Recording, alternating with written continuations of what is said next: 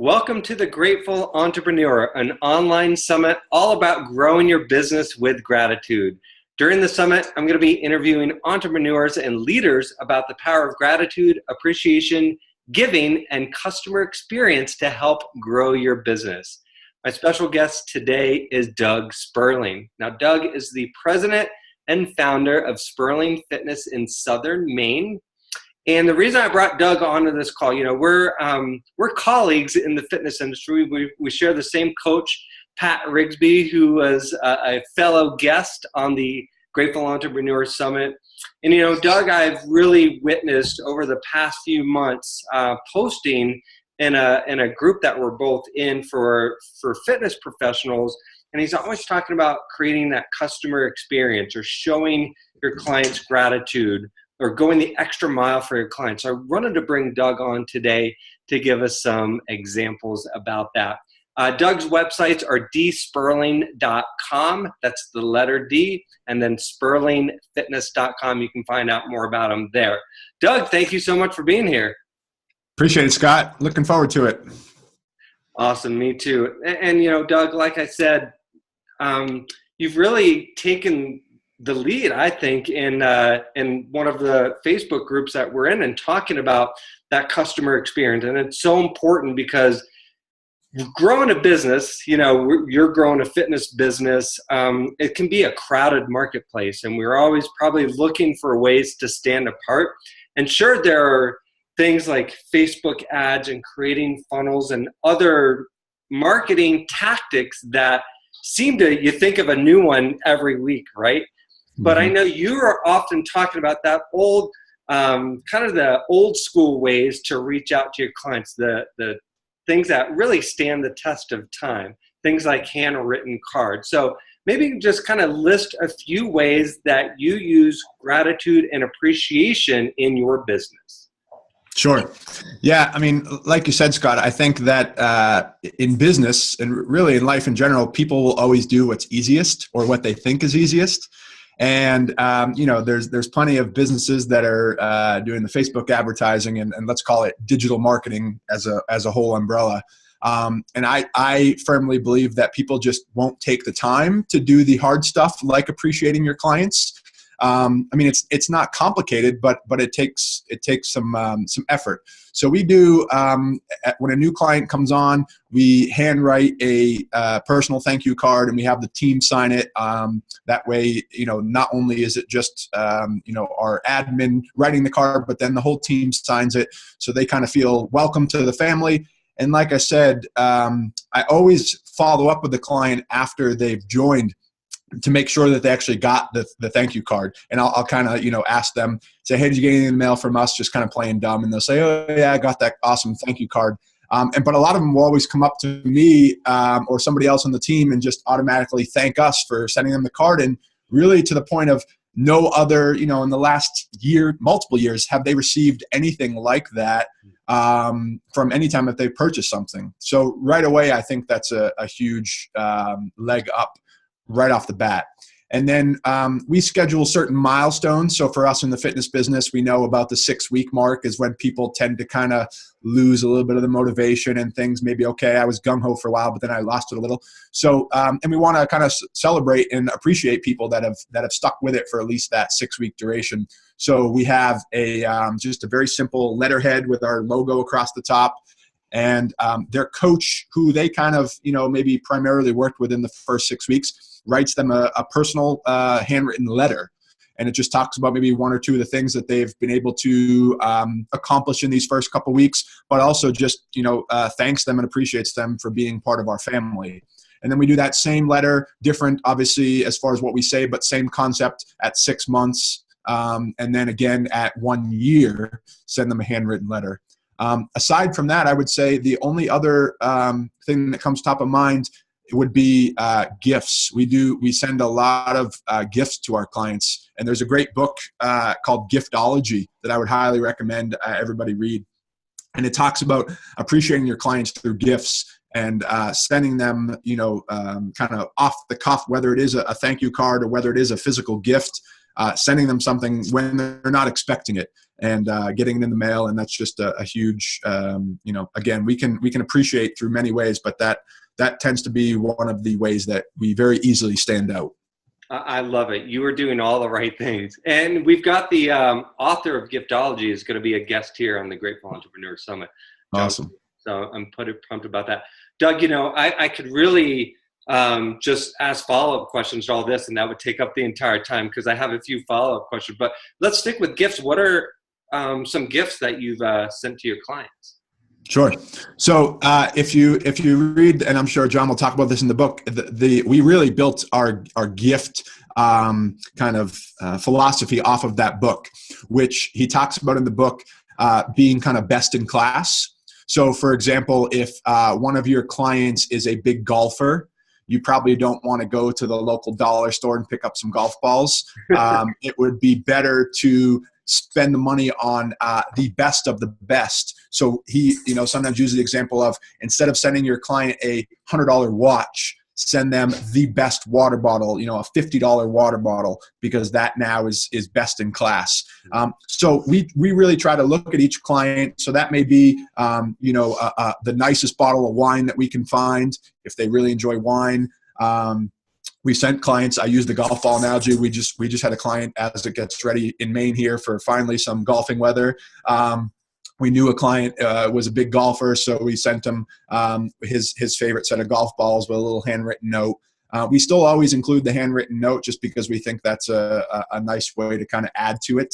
And we've done anything from that. We just had some pint glasses engraved with somebody had received or earned a personal record. They finally deadlifted 300 pounds. And so we knew one of their favorite movies. So we had that movie's logo engraved on some pint glasses, and we know they like beer. So we sent them 2 pint glasses. So yeah, for us, it's always about, I would say, the personalization behind the gift is really the key.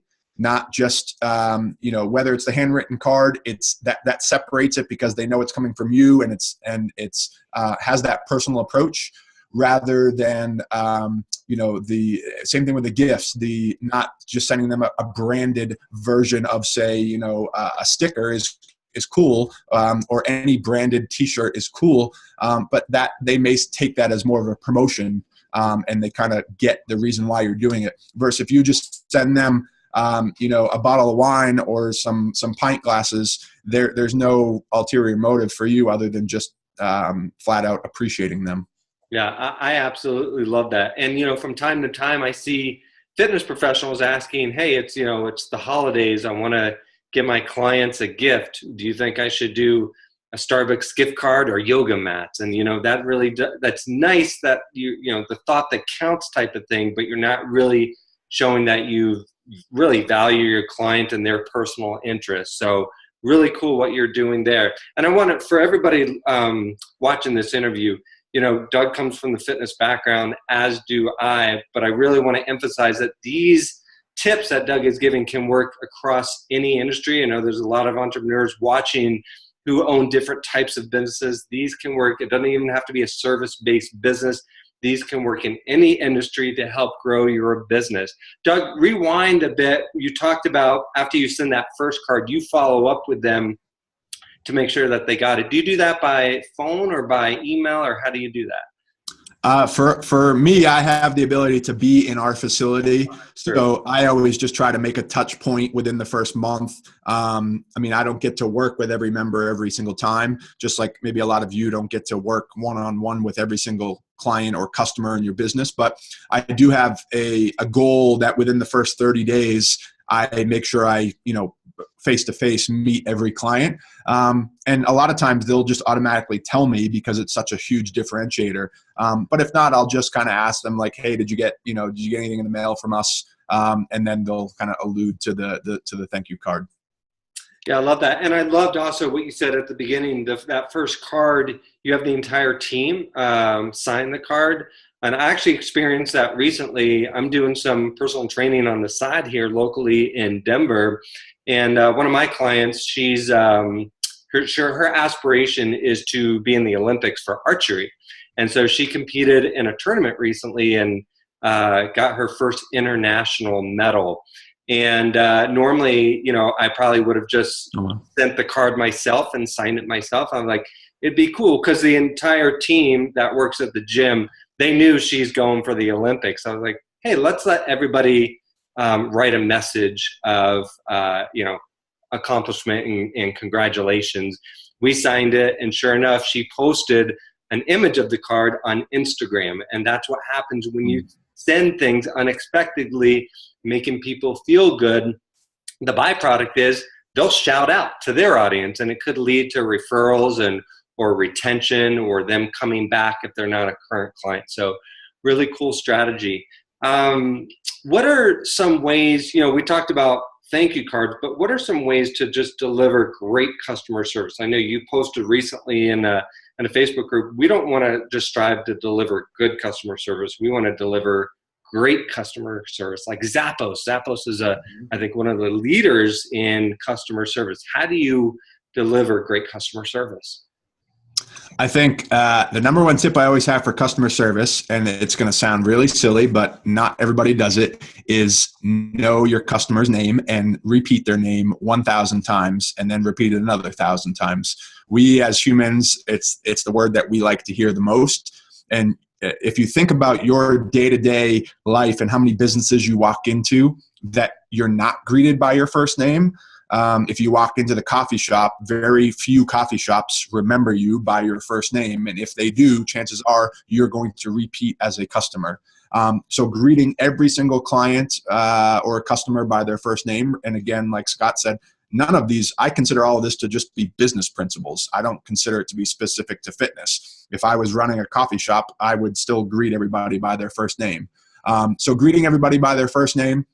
And then really living your values. I mean, having a core, a set of core values that you really believe in, and living those. Meaning, you know, if you said you were going to do something for, like, integrity is a big value of ours. So doing what you said you were going to do. If a client comes in and says, "Oh, hey, I'll send you. You know, you're leaving next week, and I need a travel workout," and you said you were going to send that to them, making sure you actually deliver upon that. And maybe even adding a little bit of an extra wow moment, like instead of just sending them a typed out list, you film a video for them, and that way they have the video demonstration, whatever it may be. I think little kind of wow moments here and there, things that are unexpected, right? We always expect good customer service, and you'll know when it's not good customer service. But if you're looking to kind of create that great customer service experience, it's remembering people and remembering what they want and what they asked for, and then showing up in little ways of just being, we call it 1% better. Some people call it the wow moments. I know wow is, I believe, a Zappos term. But those little wow moments of actually going above and beyond and sending that, one of the things that we have not done that I'm trying to figure out a way to do is when somebody joins our facility, I want to film myself in a short little video welcoming them to the family. I've done it a few times randomly, but I'm just trying to make it so I can consistently deliver it. And I would say that is probably, my final tip with great customer service, in addition to the wow moments, is consistent. I think, especially in the fitness industry, but really any industry, the experience, people want it to be great, but they also want it to be consistent. So if they walk in one day, they have poor customer service, but then the next day they have good customer service, and then it's average and it's back up to good, it's not consistent. So I think one of the aspects of great customer service is actually just being flat out consistent. So showing up every day with those cards, showing up every single day with the remembering people's names, and showing up with those little tiny things that don't take a lot of effort, but the hardest part is showing up consistently, doing it every single day. Yeah, I love these. I love your example of the coffee shop, because I go to a coffee shop here in Denver nearly every single day. And the one that is absolutely my favorite coffee shop, they know me. They know my name. They know I run a fitness business. They know I run a gratitude business, that I'm writing a book, that I've been to Guatemala, that I love Virginia basketball. They know those things about me because they've taken the time to learn about me and have conversations with me. And I actually am writing this in my book, and I give them, I mention them as a great example. versus a coffee shop that I used to live a lot closer to. I must have gone there 20 times, and not once did they take the moment to learn my name or say, have a good day, or how's your day going? That really stuck with me, and I'm not going there anymore. And those little things can add up, like you said. And I love the other example when you talk about making a video of you greeting a new customer. I've got an online fitness business, and so I don't get that personal face time. There's been times where I've gotten new signups for my online programs, and I'll just create a very short 30 to 60 second welcome video thanking them for joining my online program, and just sending that video into an email. And it really creates that personal connection that really just a text email wouldn't necessarily give. So great examples. I want to go back to the cards that you send out, Doug, because you seem to have a really good process of sending out cards at specific times throughout the year. Some businesses, yours included, we have a lot of clients. You've got probably a few hundred. Some businesses have over 1,000 clients. How do you ensure that we're really equitable in our expressions of gratitude and not leaving anyone out? So let's say for your thank you cards, how are you kind of ensuring that you don't leave anybody out when you're sending those thank you cards throughout the year? I would say that is probably the most important thing. And just like any of these, if you think of great customer service, it's usually not something super radical or super crazy. It's just, like I said, doing those things a little bit above consistently, like writing the thank you notes or writing the letters, and showing up consistently. And the worst thing you could do is, especially in our business where we have, multiple clients, hundreds of clients, and they all know each other. So if somebody got a letter and then they shared it with their friends, I'm like, well, wait, why didn't I get a letter? That would look pretty bad. So we have we keep it, the whole KISS principle, keep it simple, stupid. On every Friday, our admin pulls a report for anybody that's new that week. And that's the list she uses to write the thank you notes for people that joined. And then we just have a very simple spreadsheet that lists everybody's name. And since we do the letters at projected times, like 6 weeks, 6 months, and 1 year, we have a simple spreadsheet that just vertically lists the clients, what their 6 week date is, their 6 month date, and their 1 year. So when they become a client, she automatically plugs them into that tracker. 6 weeks, 6 months, 6 year. And then on that Friday, when she does her letters, she just scans through that, and Command F in a Google spreadsheet's a lovely thing because you can just Command F those days of the week and see if anybody is due a letter. We also have the ability of using as a backup if we had to, our client management software will tell us the kind of anniversary dates, but we keep it very simple and just use a simple spreadsheet, what their dates are that they're due letters, and she writes them on that day. I think showing up like that and being consistent is key. Awesome. Love that. Love how organized you are with that. You talked about gifts earlier. Do you do you have like a list of like your top 10 or top 10%, or are there people that you go the extra mile for? Maybe they just are your best raving fans, your top 10%. They're always bringing you referrals. Do you keep track of that, and do you do something to go to the extra mile for those folks? So here's the thing, especially if you have longtime customers, I pay more attention to them. Because I think that we tend to forget, if you're in a business where you work with customers or clients on a repeat basis, the squeaky wheel always gets the attention, right? So the new person always gets the nice letter, and if somebody's off track or you're about to lose them, you give them all kinds of attention, and you tend to forget about the person that just has been paying you for 5 years and they show up 3 times a week and they're great and they're no headaches. So we actually spend a majority of the time with the gifts going back to our client list and looking at our original clients that are still with us and appreciating them for loyalty. For me, that is more important than the big spender. It's great, if you're just dropped your credit card and you spent a lot of money with us. I love that, and I'll send you a thank you note. But I don't want to forget about the person that's been a customer of mine for 5 years and has given me a bunch of referrals and has really just not been a headache. We all have those customers that are just headaches.